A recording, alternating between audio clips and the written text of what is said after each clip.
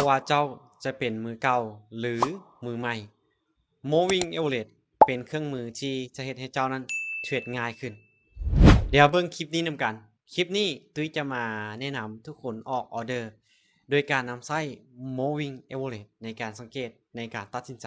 ในการออกออเดอร์ของทุกคนให้เราเข้ามาในหน้าระบบเทรดนะอันดับแรกเลยให้เราเข้าไปที่ FX Indicator เพื่อไปเอาอินดิเคเตอร์ที่เจ้าใส่จะเป็น moving average หรือให้ทุกคนพิมพ์ค้นหาคำว่า MA แล้วมันจะขึ้นมาเนาะ MA ชื่อของมันจะเป็น moving average ให้ทุกคนกดติ๊กตัวนี้ออกมาเลยเพื่อเอาอินดิเคเตอร์ของเราเนี่ยออกมานำใส่และสำหรับ moving average Honda ด้วยจะมีการเซตติ้งใหม่หรือตั้งค่าใหม่ให้เรากดเข้ามาแล้วกดคำว่า input เปลี่ยนจากค่าเก่าตัวนี้เป็นค่า5หรือที่หลายๆคนเรียกว่า MA5 นั่นเองก็กดคำว่าโอเคเพื่อมันจะได้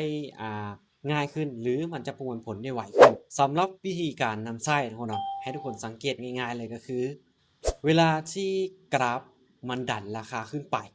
คือในจุดนี้เนาะ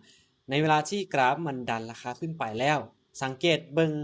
อินดิเคเตอร์ของ moving average มันเริ่มที่จะมีการหักหัวลงมาหรือท่าทีที่จะโกงลงมาอันนี้คือเป็นจุดสังเกตตัวที่1และจุดสังเกตตัวที่2ก็คือแท่งเทียนในแท่งเทียนที่2ที่เป็นแท่งขายนี่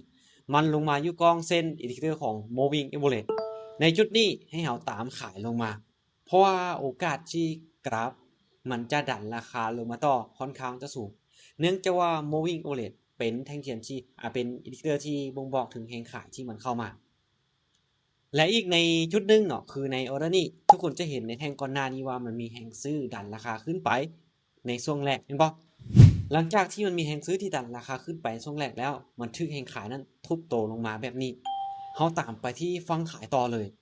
เพราะว่าแน่นอนเนาะถ้าว่าในทางทฤษฎีในจังหวะที่กราฟมัน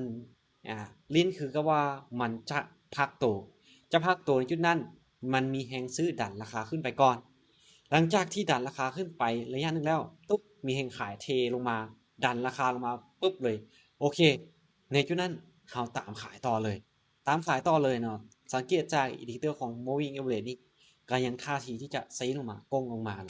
ซึ่งบ่งบอกถึงแนวโน้มหรือความต้องการของกลุ่มคนในตลาดในขณะนั้นว่ายังมีคนที่ต้องการขายหลาย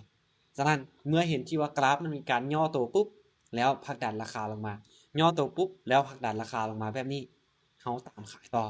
เพียงแต่ทุกคนสังเกต2จุดนี้ก็สามารถที่จะนำเอาไปเทรดเก็งกำไรจากตลาดได้แล้ว